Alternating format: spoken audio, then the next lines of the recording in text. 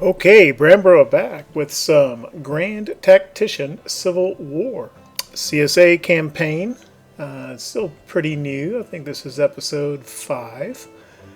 And we're in 1.06 beta, which itself has been updated a little bit today.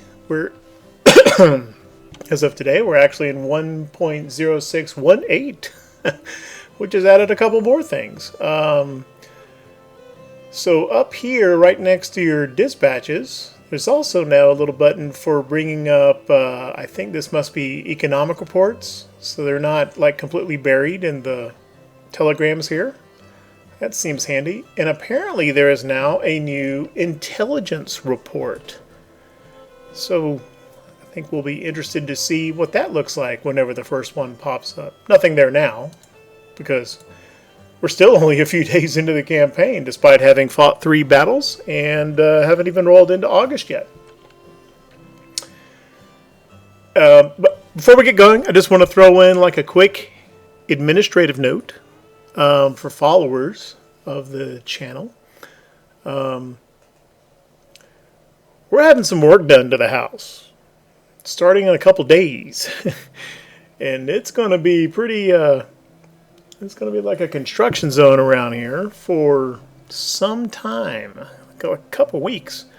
So I don't know how much that's going to impact my leisurely activities here, but I think it's pretty safe to say there's going to be a pretty significant drop-off in videos coming out. Maybe even close to 0. Depending on how things go. Doesn't mean the channel, doesn't mean I've stopped, or I've lost. That's what's going on. So I'm not saying this is the last episode in this series for a while. I think there's going to be at least 1, maybe 2 more after that. But then it might dry up for a little while. But I'll be back after that. All right, enough of that. Okay, so like I said, we're still just here in the opening days of the campaign. We have already fought 3 battles up here in Northern Virginia. The Northern Virginia Army has fought 2 battles.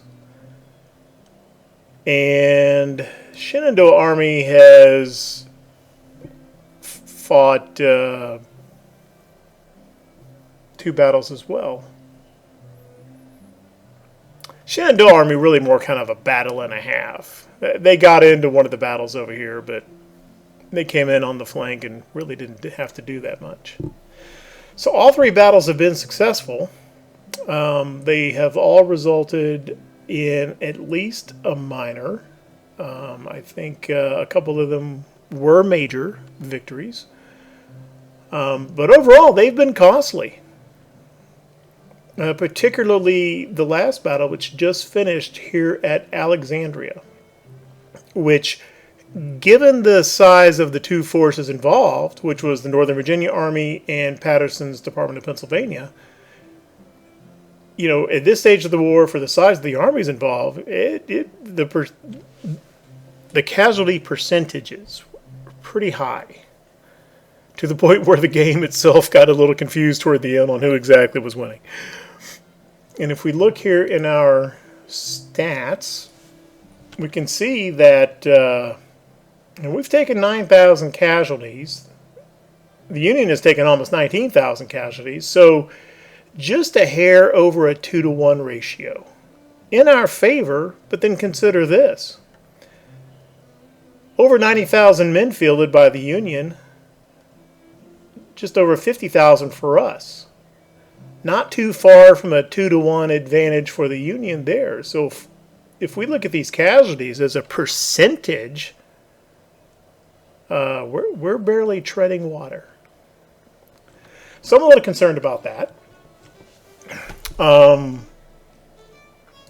This campaign, as I mentioned in episode 1, is not on very hard. It's on hard, but I'm not at the highest difficulty level. And prior to 1.06, even on the hard and the very hard levels, I know it's just early and it's 3 battles and it's a small sample size, but even so, I think most people who play the game are pretty cognizant that the casualty ratio usually tends to be a little bit higher than 2 to 1 for the player. Could be a couple of reasons for that. I went through the 1.06 notes. I didn't see anything that jumped out at me that would be directly causing that. I didn't see anything that said something like AI units firepower increased, morale increased. I didn't see anything like that. And I don't think there is.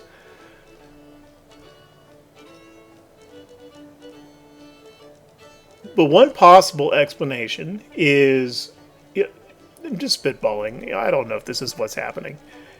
I am finding that getting decent weapons into the hands of the infantry brigades is just a little bit tighter here at the beginning of a 1.06 campaign than it is prior to that. Usually it's fire this up, there'd be some weapons in the armory available. We did have a pretty nice batch of Mississippi rifles, but usually there's enough like Hall rifles, which are excellent weapons in game, to equip multiple brigades. We don't have that this time. And so proportionally, I think more of my troops in both of these armies have smoothbores, even than I have seen in the past, even for the beginning of the campaign.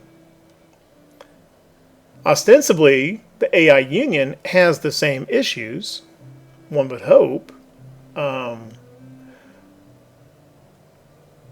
It might be a factor, it might not, and even if it is, it might be not very significant. But I'll just say this. Yeah, I'm feeling a little bit more challenged in this campaign, no doubt. And I'm sure, one could also say, well, Brian, you're not very good. You did this, you did that. And that's all probably very, very true. But, I'm the same player with the same style and the same mistakes as I was before 1.06, so that's kind of a constant on whatever my level of proficiency at Grand Tactician Civil War is. All right, enough of that. So that is one concern. I'm a little bit concerned about weapons. I'm a little bit concerned about recruiting. We've only got 56,000 men at this point. I am recruiting more brigades in Carolina and Alabama, but they're not ready yet. And this army is a little bit whooped.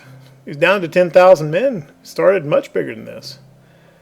And no new brigades immediately forthcoming for it either. I mean, it looks like somebody's... Oh, I know what happened there.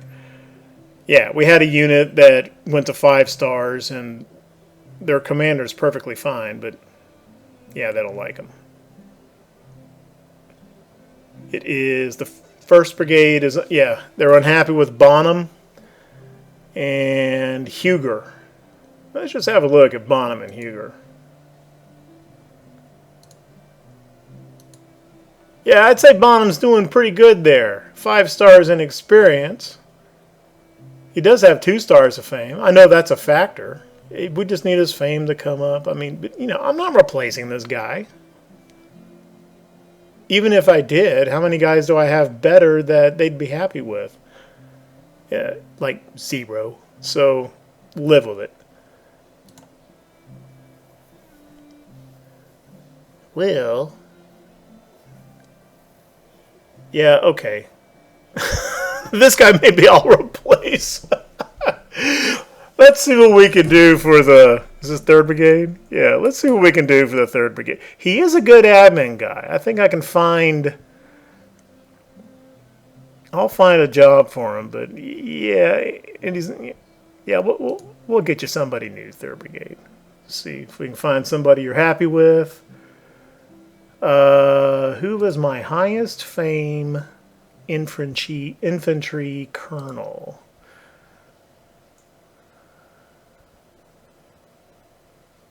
He would do, but yeah, I want to save Wheeler for a cav.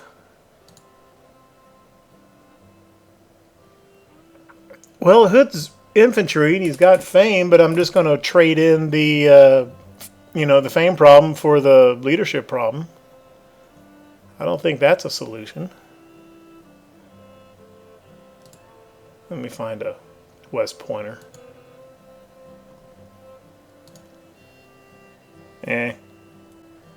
Let's just look at Huger again one more time. Okay, so he has 0 fame and 2. So he a combined, 0 plus 2, a combined 2 stars between those 2 attributes. Those are the 2 that matter for whether the unit's happy or not. Okay, so we're looking for, let's say we're trying to find 4. Let's see, that probably won't make them happy, but at least it's better than what we got. And I gotta select these again. Well, that is a combined 4.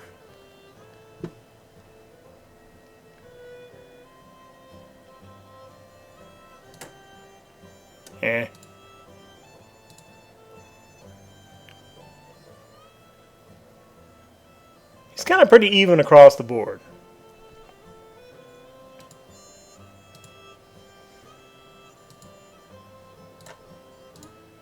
Let's go with Gardner. He's infantry, he's pretty evenly distributed. In those 2 attributes, he's twice as good as Huger. They'll just have to, either he'll work or they're just going to have to be happy with him. Alright, there you go.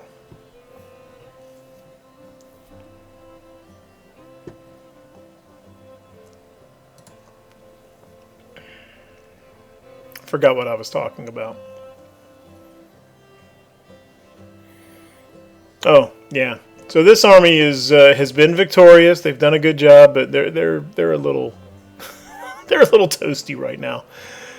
And Shenandoah army is not too much better. These 2 armies are now about the same size. And neither army is really that much bigger than Johnston's army over in Tennessee, which is still down around 8,000-ish. Okay. Building our hospital here. Building a news agency here. And, yeah, that's what I was going to talk about next. So, markets. What do markets do? They increase the transportation capacity of nearby infrastructure points. So if there is any new federal building that would be kind of spam all over the place, it would be markets. However, they are pretty expensive. I don't think we want to spam too many. So just for starters, and this was a pretty good idea picked up from a comment in one of the previous episodes, I think some of our bigger trade ports, those ports are IIPs.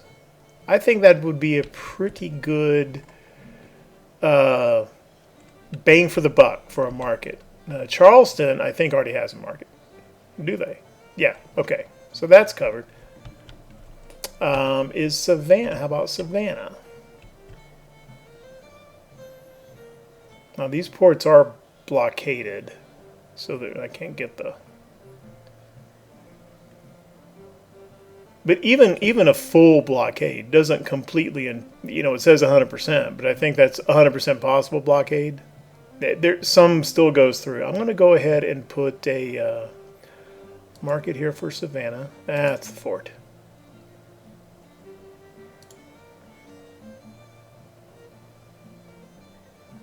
I don't know if I've ever clicked on that before. Okay, apparently we can upgrade forts. Maybe that's been around forever and I just never knew it. Well, that's interesting. And it's also hugely expensive. 73 million.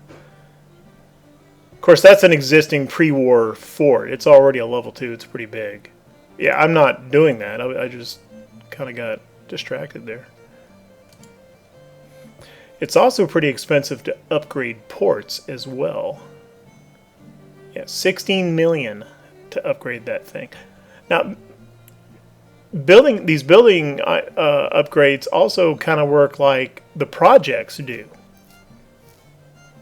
in that you let this bar fill up industry, and instead of spending that on a project, you can upgrade a port, or I presume, I haven't looked, like a factory, a hospital. So that is another use for the various subsidies.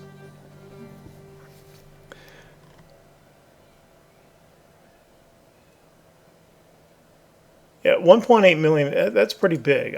Even though this thing gets blockaded, I'm going to go ahead and put a market here.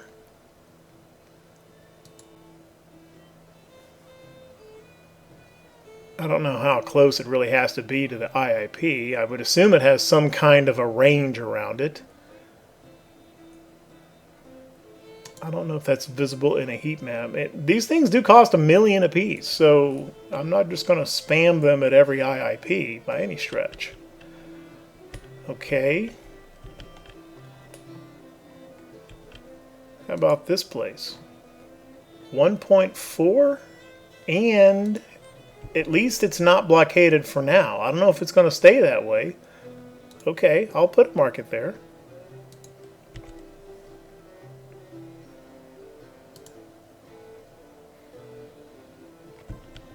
How about Cedar Key? Sometimes this is a surprisingly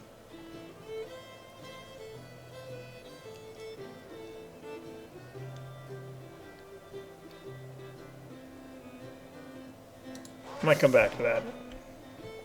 But the main thing is, I talked in one of the earlier episodes, I think in episode 1, about kind of what my naval strategy is going to be, such that I'm going to focus more, knowing that I can't really build a navy to contest the entire coast. I'm going to try to kind of keep it localized and build enough of a navy right in this area to keep these 3 ports, New Orleans, Biloxi, and Mobile, unblockaded. Whether we succeed in that, that's another story. But given that, I'm definitely going to put markets on these ports. New Orleans already has one, so I'm going to put a market at Biloxi and Mobile.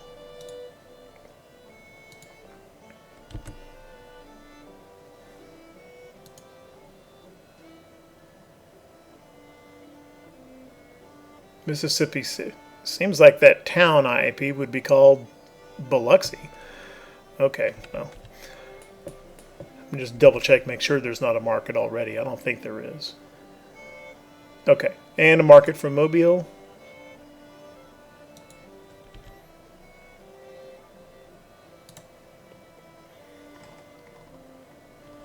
All right, I'm going to do one more.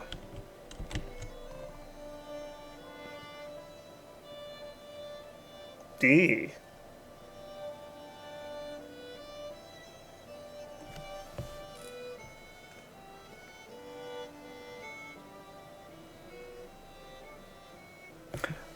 I realize now I made a mistake with what I did with my navies. I disbanded the squadrons that I felt like were just going to sit there useless because I wasn't going to use them. I shouldn't have done that. I should have stripped them of most ships, but left one ship in each.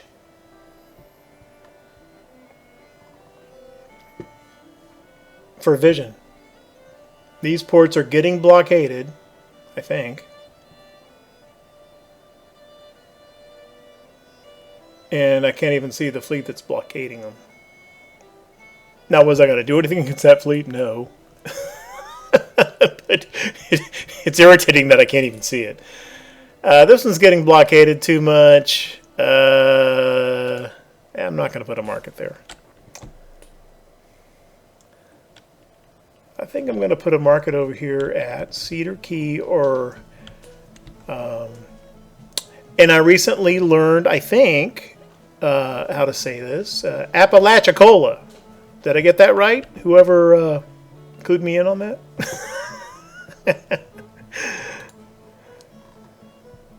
1.8.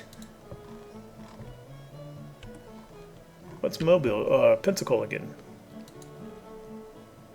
2 million here at Pensacola. I wonder if I had put this market like here right in between, if that would have extended far enough to cover both of those ports.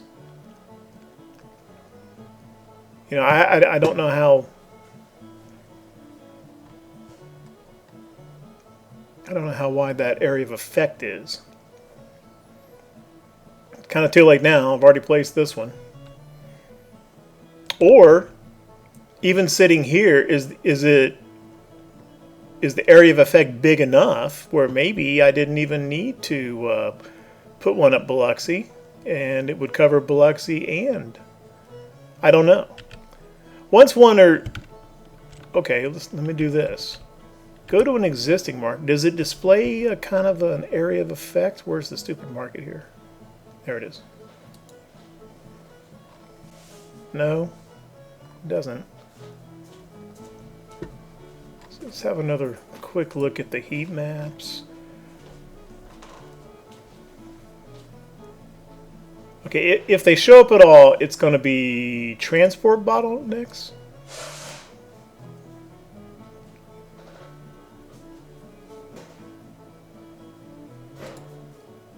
Yeah, I'm not seeing any color changes or circles or anything. What about shortages and oversupply? Sorry. No. Huh.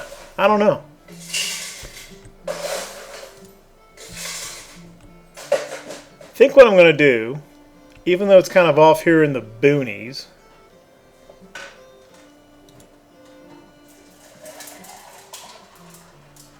I'm going to put a market here at Apalachicola. Why? Why did I pick this one? Because it gave me an opportunity to pronounce Apalachicola again, and it's fun to say. Okay, enough on markets. Okay, projects. I already talked a little bit about you know, the manpower things I'm concerned about, the weaponry concerns. So I'm looking at these projects, and this was another good comment from one of the earlier episodes. You know, okay, reboard muskets suck. That's known. It's like the worst rifle. They are rifles. So they've got crap reload. Well, let's see what it is. It doesn't tell us here. We could look at it. I don't know if we could look at it. We don't have any in Army. So crap reload, crap accuracy. But they do have rifle range, right? 400 yards. So, okay, they're the worst of the rifles, but they're still better than the smoothbores. And they may come in a fair amount of availability. So by no means is it a replacement for the Springfields that I've been planning to go after. But I'm kind of thinking, okay, Springfields by themselves better than reboards, obviously, but Springfields plus reboards better than just Springfields. And especially since we don't, you know, okay, you unlock it and you start producing them, but how many is that really? So I am going to go reboard muskets. Now they cost the same in subsidy level. We're already half full on both of them, just a few days in. I'll get the Springfields first, but these reboards are going to be low-hanging fruit, and they'll fill up pretty quick again. I'm going to grab these. It's, you know, in the interest of quantity of something better than smoothbores. Because at some point, I need to start recruiting a lot more brigades, and I don't even, you know, I don't have enough weapons for the guys I do have who aren't enough. With that in mind, I'm not just going to go straight through these, weapon projects. I think I also need to prioritize recruitment offices. Each level of this project further increases number of available volunteers, right? This project is the replacement for the recruitment subsidy slider in 1.05 and before. So I need some of this too. So I think what I'm going to do is Springfield's first, and then a recruitment office. And then reboard, and then another level of recruitment office. These weapon ones, they're kind of a one-time deal. Once you get it, you get it. Recruitment, there's levels to that. You can keep putting more and more and more. There's a lot of them like that on both sides, civil and military. So basically, Springfield recruitment, reboard recruitment, and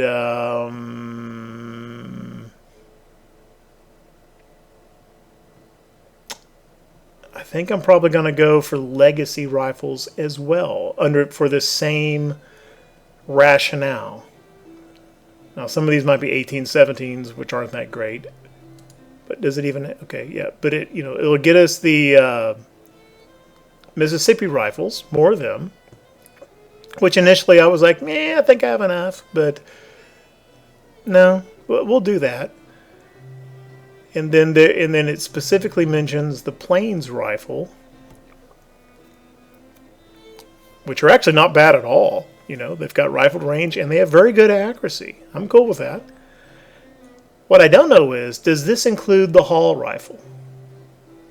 Or is it just the two that are explicitly mentioned? Well, at some point, we'll probably find out. So that's kind of the near-term plan for the next several projects on the military side. And then, I'll be honest, I haven't thought through enough or really kind of looked through these civil side yet. And I'm not really prepared to talk about what I intend to do there.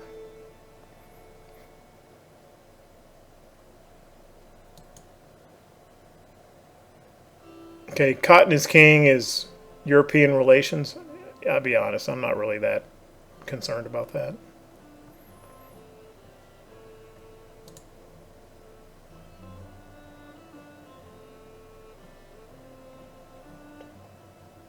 That's probably a pretty good one. Mechanization. Each level of this project increases cotton production. Cotton's our main export.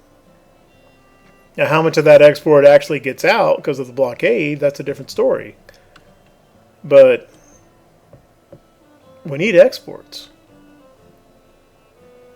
And hopefully here, I don't think the game's been running long enough yet for us to really get an idea. But the first economic report that's going to come up in about a week, we'll take a look at it then. I think I've spent about enough time and breath on that. And a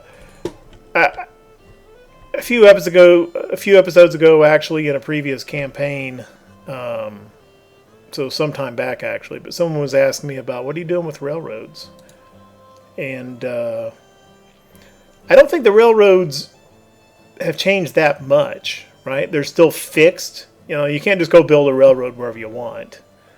There are existing railroads that are already planned, and so you can choose to subsidize them and get them constructing. And there are two, and this is the same two that are pretty much standard.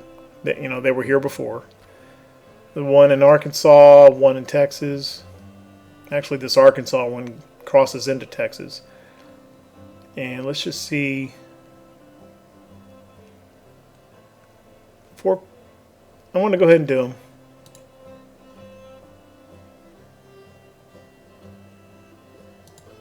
Yeah, I'm going to do them both. I know it's slower.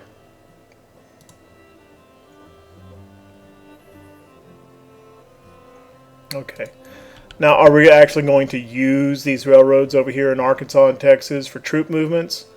unlikely, but it will just kind of generally increase the infrastructure, and we'll get more rail transport capacity out of it. So I think that's worth doing. Okay, as far as strategies on what the armies are doing,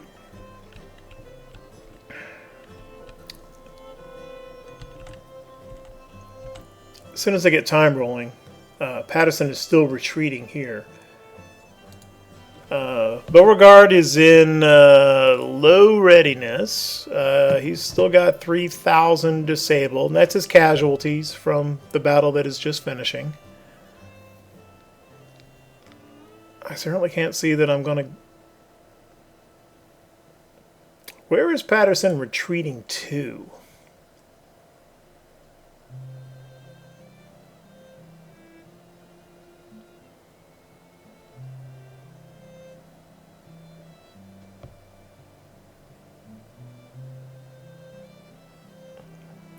I bet he's going to that Washington, D.C. port. Is he? We kind of... Yeah, his... Look at his flag. He's pointed this way. I think this is where he's going. Or the fort or the supply. Okay. I was thinking all of a sudden, oh, wait a minute. As soon as you hit yellow readiness, maybe you can just walk into Washington. I don't know. Shenandoah Army. Winchester's a pretty important town. This Shenandoah Valley, it just kind of points right into Maryland and Pennsylvania. It's sitting astride this east-west route. If the AI gets control of this place, of this transportation hub, you can... So I'm going to kind of do my stock fort building thing, and we're going to build some forts. And I think one kind of over here on that road coming from the west.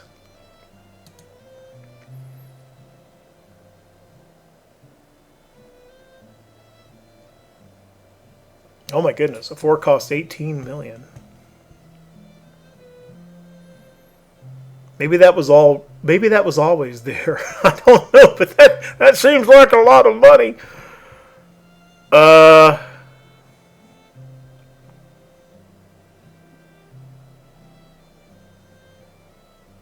guess I can't undo that. Because I think now I'd much rather just build one fort. And I would have put it more like here. Because as it is right now, a Union Army could kind of go sit right here and capture Winchester and wouldn't be engaged by the fort.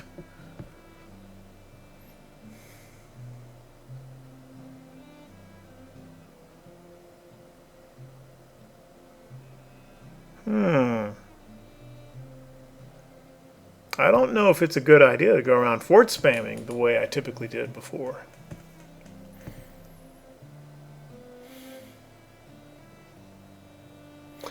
Well, I'm gonna do it anyway.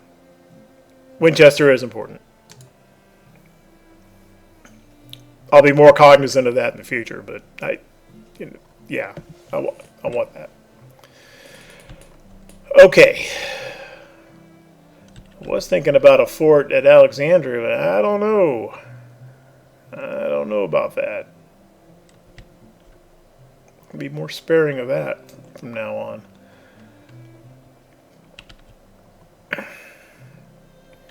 Really, the only real question is, do I want to keep this army here, or do I want to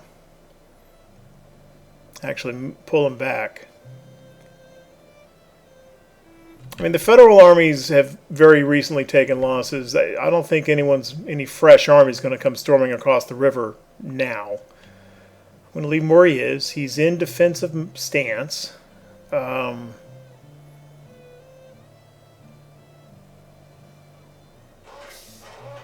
Hopefully he will have recovered and maybe even gotten a couple of brigades by the time the Federals come back across. I'm just going to leave him there. How are we doing with the capture of Grafton? Almost halfway there, at 38%. Okay, so Garnet is doing work. Go ahead and continue that.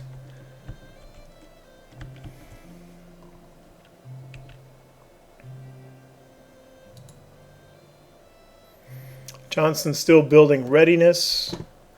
I don't need him for the building of these things. Do I want to build a fort at Nashville?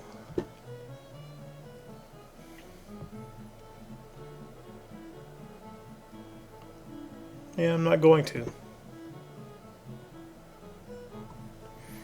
Maybe in the new scale of the economy, maybe 18 million isn't that big a deal.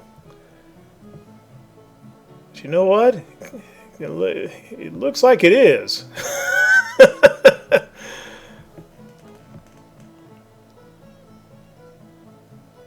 I'm already spending. This is a new category, I think. Or is it? Yeah, construction cut. 9.4 million. And I'm pretty sure that this number, because I haven't advanced time yet, probably reflects the previous things I was building. The hospital and the news agency and so forth. I don't think this includes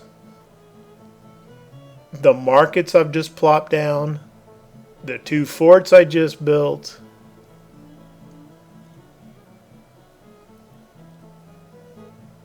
If it is, we're talking about, I think I just built probably about 25 or 30 million dollars worth of. Yeah, I'm going to hold off. I'm not going to build anything yet until I get a better feel for what's really a big number and what it's going to do to our bonds and our credit rating.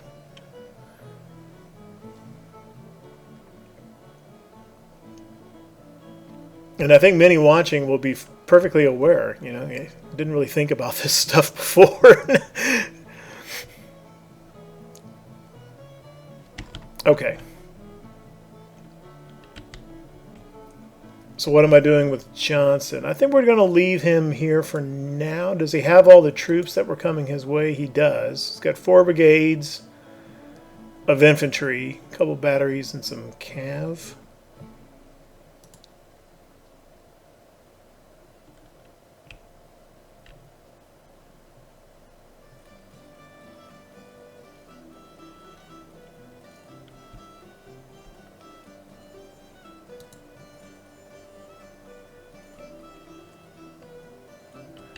Go ahead and advance Johnson up into Kentucky, at least as far as Bowling Green. And just kind of see. I mean, we started with a very small army in Tennessee, but I don't think the Union starts with any army in Kentucky. Maybe it is. Let's just take a stab and see if we can get up there and take Louisville before an army really kind of forms. Maybe, maybe not.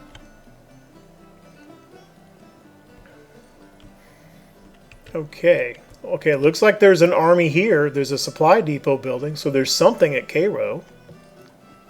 Okay. And this is where Lyon's army is, because there's a supply. You know, we talked about that last episode, and I said I was going to move Price up to Springfield. And we were just waiting for the order to get to him for scouting mode, which he's got. So come on up. Let's see how many men Lyons has. That's kind of the question. And we have 7,500. If Lyons is at like 10,000 or less, let's just go attack him. If he's bigger than that, maybe not, but I think those will be pretty good odds. Starting off. What else do we need to do? Oh, right. Our little trade blockading squadron. Where'd that little bugger go? There he is. Yeah. Okay, he's already got orders to start heading north. I'm just kind of jumping up in stages because I don't want the AI to path them near one of these blockading fleets, specifically this one. So I'm just making sure he doesn't get engaged. All right, let's hit the run button like half an hour into the episode.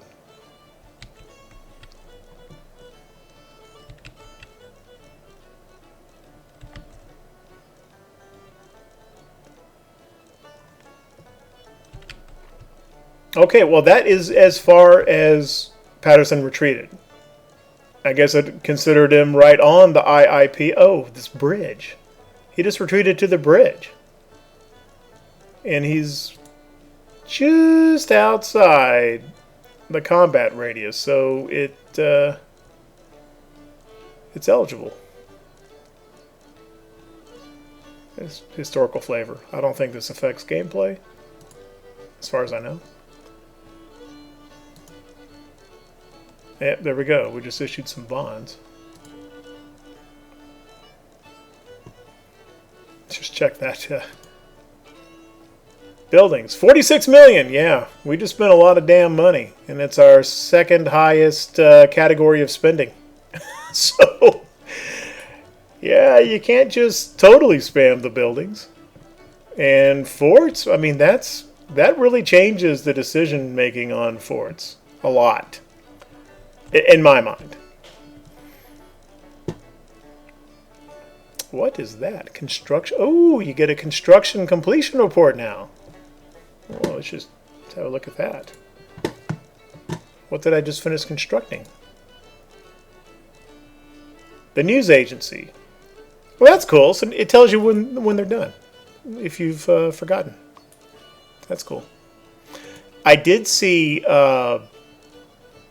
Yeah, there was a patch note, and this is in the newest update today, I think. That when a railroad completes, like those two that we just started, not only do you get a note, it's not just a notification. You actually get the big newspaper headline for that.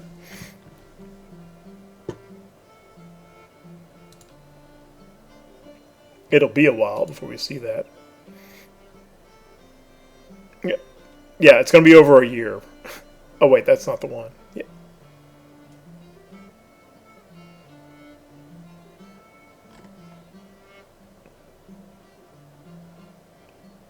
Oh, my goodness.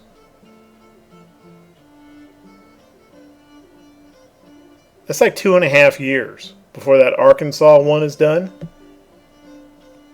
And, yeah, over 2 years for the Texas.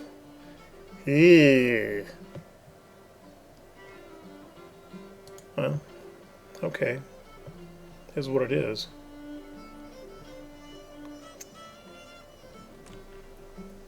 Oh, McDowell's moving. How many men's he got? Oh.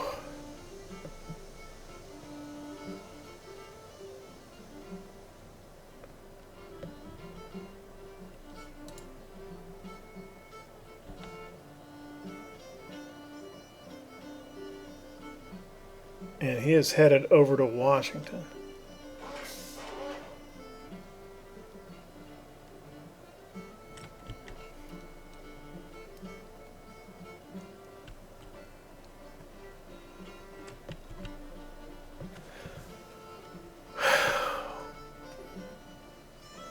Okay. Beauregard cannot fight McDowell even alone, let alone by the time that he gets over here. Patterson's kind of beat up, but certainly, I mean, meanwhile, though, Alexandria is Confederate. However, I mean, Patterson's sitting right in it. If I move Beauregard off, it's just going to recapture it without doing anything. He's camped in the stupid city. So frankly, it's kind of weird that it's even Confederate, but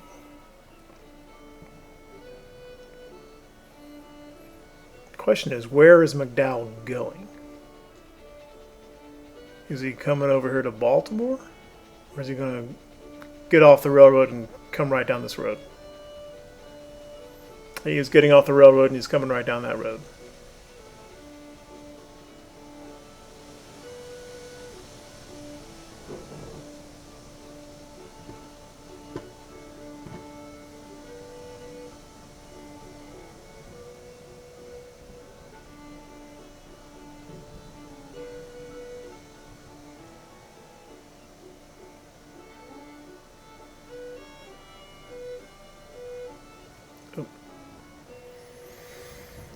Okay, set, oh, I need to, let's get rid of the monuments, telegraph and supply, please, thank you.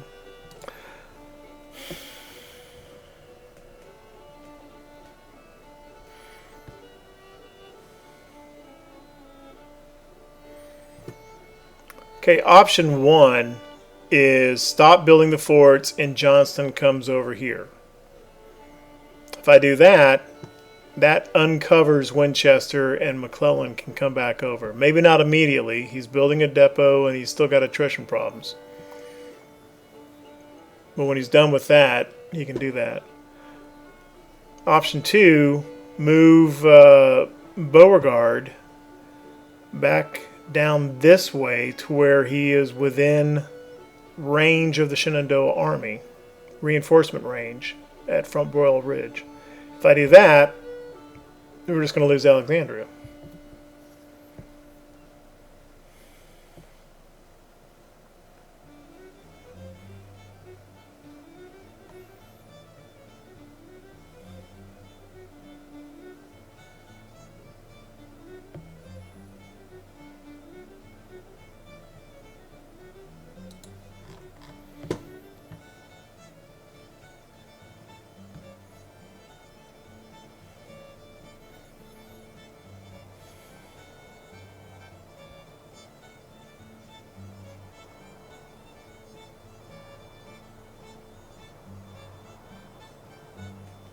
Well, and this West Virginia militia is coming my way.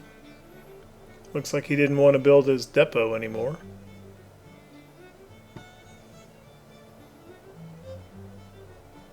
Question is he going to attack me before he gets to 7,500 men, or is he going to fight with his 1,200?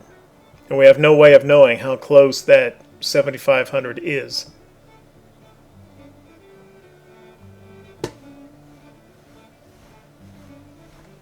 Well, he's actually pointed. His flag looks like he's going back up that way.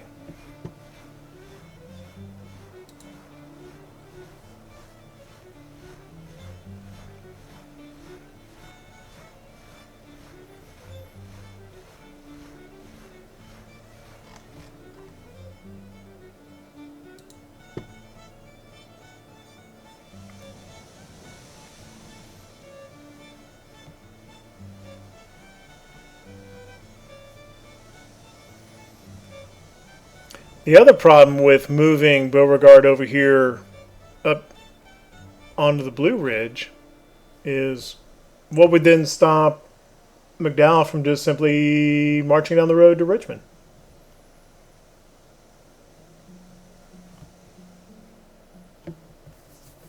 I think that would qualify as bad.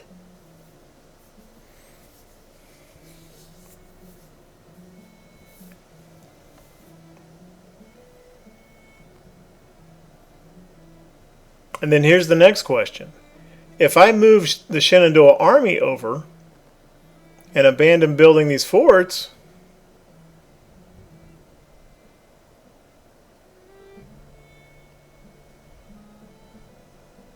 do I get that 18 million refunded, or is that just lost?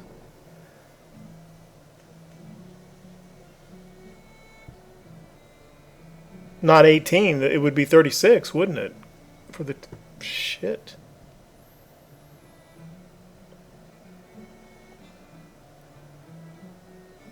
So now I feel like I cannot afford not to.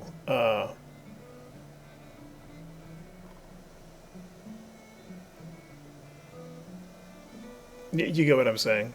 I got my grammar mixed up there.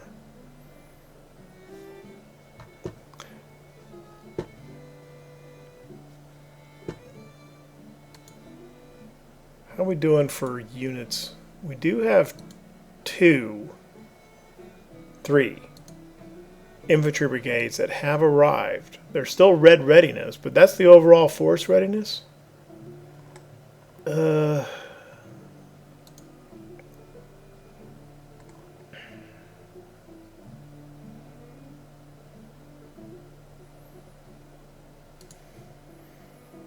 I know I'm kind of dithering here.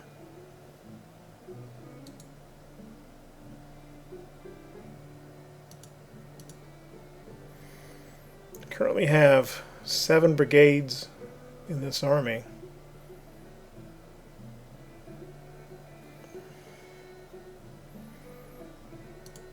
And 5 brigades in the Shenandoah army.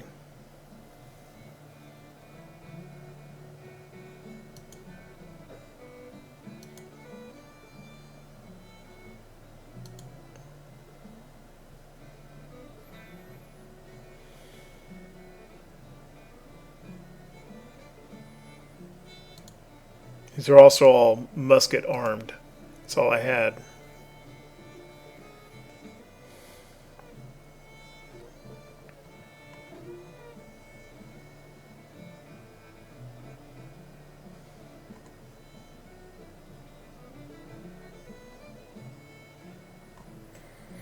Well, I'm going to transfer them now.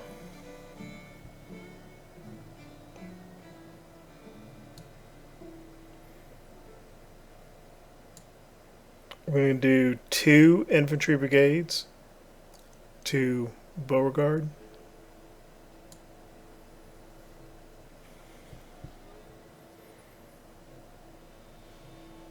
Seven days. I'll go ahead and give him the 1 artillery as well. Which you might notice, I did not recruit these at full size. They're medium, 22. This was a 22. These were 22 50-man infantry brigades, and this is a 180-man. This corresponds to 12 guns, not 16. And why did I do that? For the weapon availability. Because before, one may remember in the 1.05 and earlier, that's still the current version of the live, current live version of the game.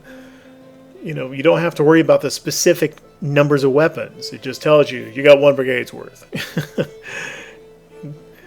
Now, it's not like that. You got specific numbers of weapons. Like this, 675 Maynards. And so I was trying to stretch my weapons a little bit. I do have a fair number of Springfield muskets, so I didn't have to do that, but then that would have been bigger brigades to get rifled weapons into when they do eventually come.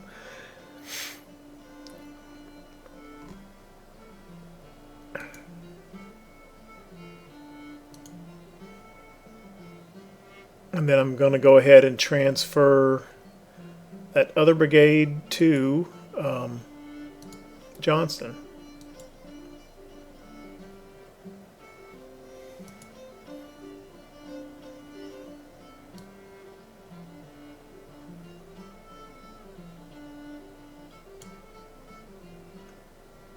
That I did this both east and west. That one little horse artillery, that's just the smallest unit I could possibly recruit, so that there's always a unit here. If I, so that when I transfer units, if I transfer them all out, then this command would disappear if there's no units under it. And so that's what the horse artillery is for, just to ensure there's always something here under Holmes's command. As long as I'm doing that, let's see how we're doing for the Western Department. And these guys are slated for primarily for the Tennessee Army.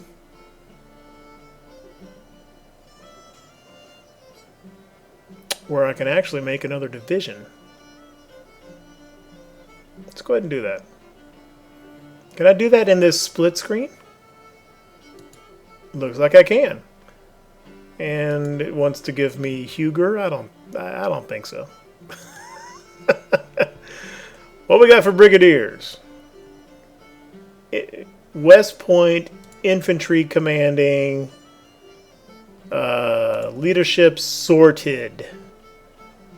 Brigade 1. Nicholas Pierce?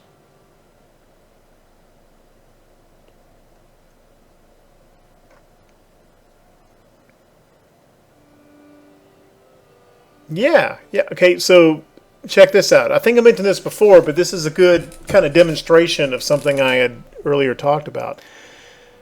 So he's okay. He's got 2 stars in each, in 3 of these categories. In initiative, leadership, administration. Fame will come with serving and getting in battles and stuff. But look at his, in this tooltip, look at these, word describers. Venturous initiative, inspiring leadership, good administrator, and still predictable for cunning. So while that doesn't exactly tell you the stars, but that's a pretty good indicator that he's got a high ceiling, right? There's room for these stars to grow a lot. So yeah, let's go with, he's my only choice anyway, unless I want to promote a colonel. So Pierce is the new division commander in the Army of Tennessee. And so we'll go ahead and now I don't know if I did pick commanders. Yeah, Bushrod Johnson, fine. Mississippi Rifles, by the way. So let's put him in this division. I think the other guys are just muskets.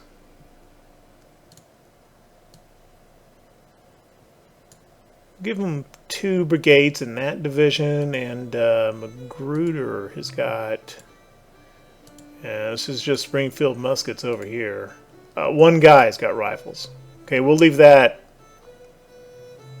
a 2 brigade division. So this brigade, Frost, will come under Magruder. This is Pillow.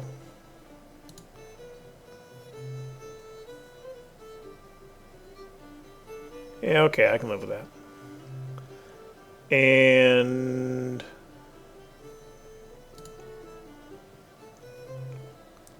yeah, 1 more Artie battalion.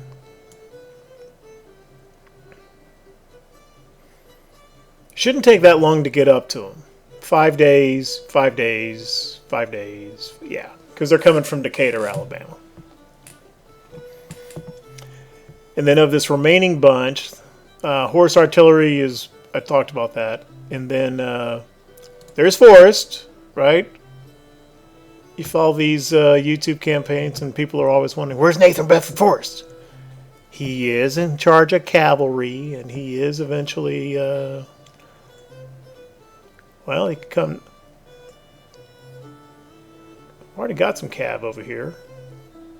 But, he's ready. So, yeah, let's get our other cav going. And no, it's not going to be Huger in charge of the cav.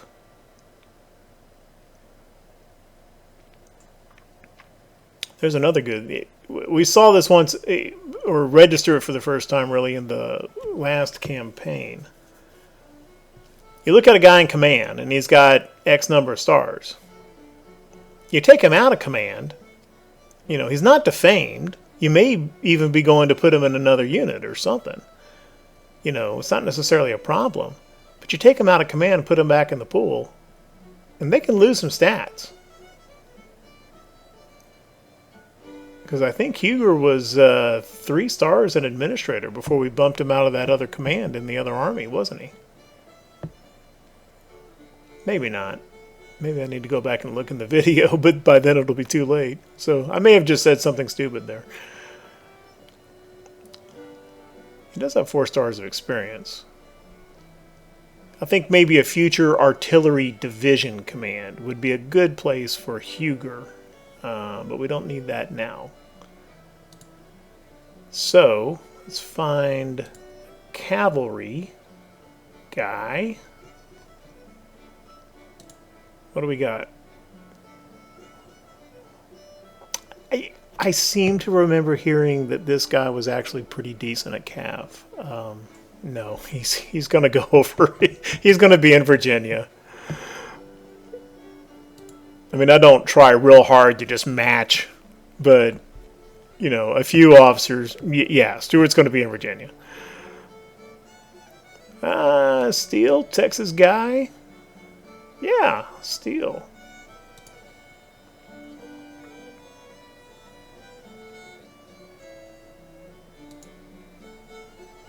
Did I just mess something up? Nope, there he is. Okay. Forrest. So, it may seem to make sense that I'd want Forrest in the division command. However, I've kind of found now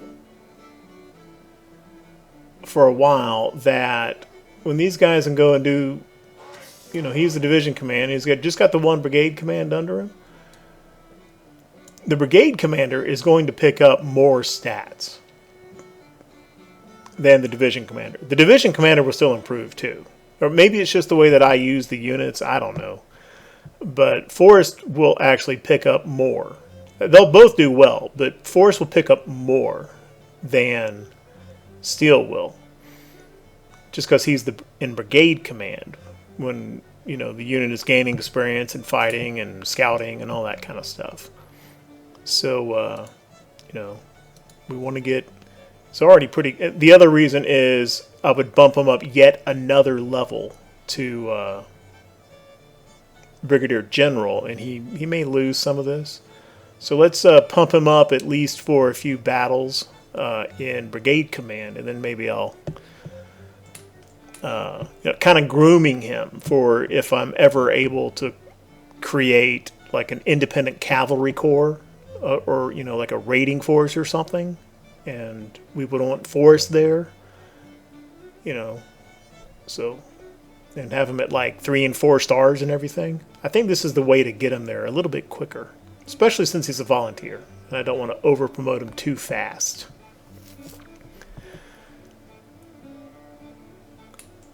Okay, and then, yeah, that's 5 days. Just 5 days from Decatur to wherever Johnston is. And I got kind of sidetracked there.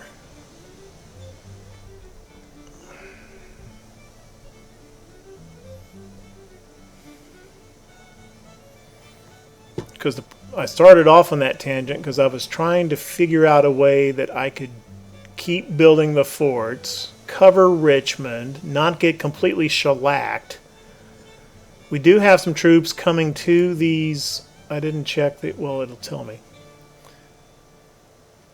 Okay, 6 days for all those troops to get to Beauregard, and 7 days for those brigades to get to Johnston, which will bring Johnston up to about 13,000 and Beauregard up to about almost 16,000.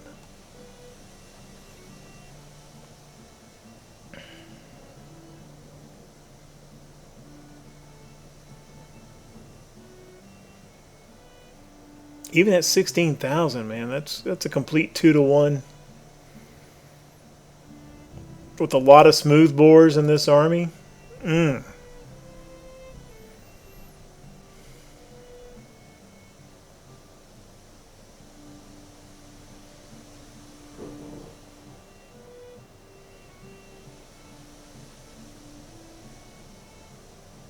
it wasn't for those forts, I'd move Johnston over here. Better likely but not certain loss of Winchester compared to a certain loss of Alexandria. But goddamn, I spent 36 million on those freaking forts.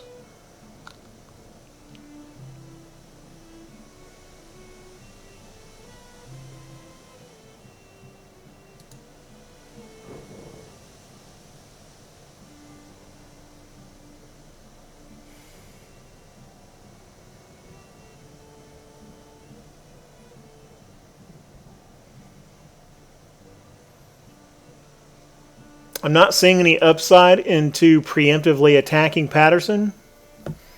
I think it just gets me more casualties and doesn't solve the McDowell problem. Okay, not doing that.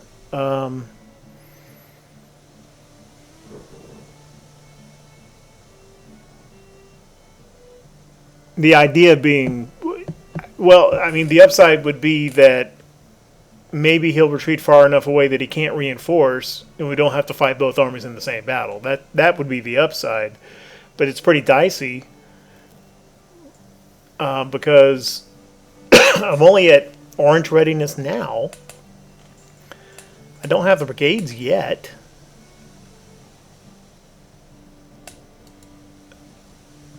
I'm gonna, and believe me, I am not at all confident this is the best move, but I am going to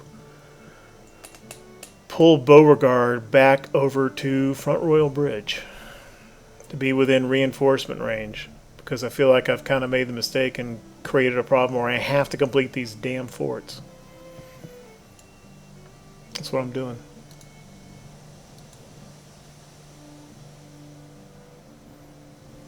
Okay.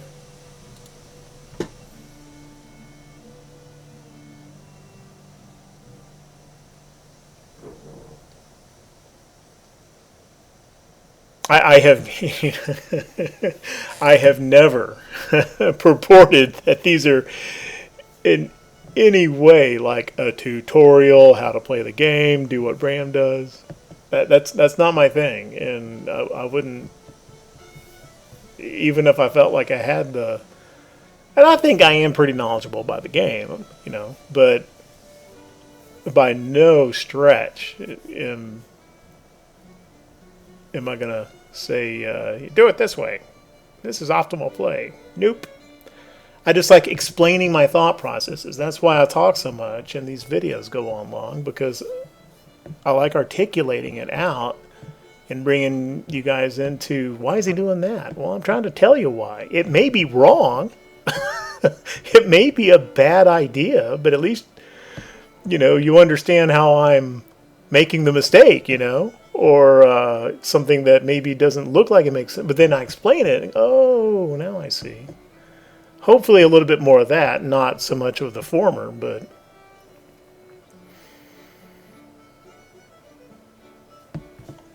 But in any case, I think I've been rambling on. Didn't have a battle this episode, which, given the state of my armies at the moment, I can't say that I am entirely upset about that. But it is also kind of looking like there's going to be a battle soon somewhere. Maybe around here, or maybe I'm just going to have to eat the 36 million. And come back over here. If they start heading to Richmond, I've got to just bring these armies, no matter what state they're in. I'm just going to have to march them over here together to have a chance, and I'm going to have to fight and just hope like hell that can pull it off. So I think something will probably happen next episode. Before we go, though, let's just check and see how this army, he did drop in readiness a little bit just because he has more troops coming. 3 days. Okay. And let's give that final. I think we can just sail this vessel or this little squadron straight up to where I want them. Now. Yeah. That ought to do.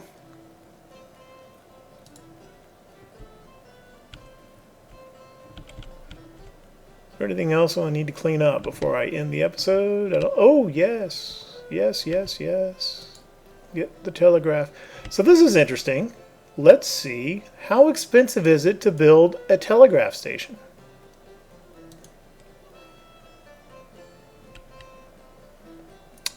Also, interestingly, it doesn't tell you... Oh, yeah, it does. 500K. Okay. That's actually still pretty expensive. 2 telegraphs, there's another million. And why can I not place it? It's not letting...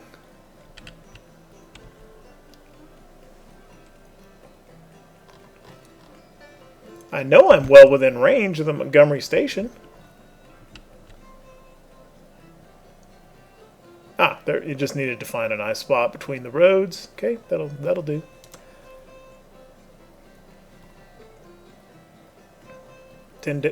Ten days. It seems a little longer than it used to be. Usually it was, before it was like 4 or 5 days. It's still pretty quick, but it is longer than it was. That's just our recruiting command there. All right, I think that will do for this episode. And like I mentioned at the beginning of the episode, just a quick note that I do have some things going on in the house for quite a while, starting pretty soon, that's going to affect my ability to put out future episodes. For like a couple weeks, not like months or anything. And so, just a heads up. This isn't the last episode before that happens, but that is coming soon. And with that, if you like the stuff I'm doing, leave a like, leave a comment, leave a subscribe even, perhaps. But at any rate, thank you very, very much for watching. I appreciate it.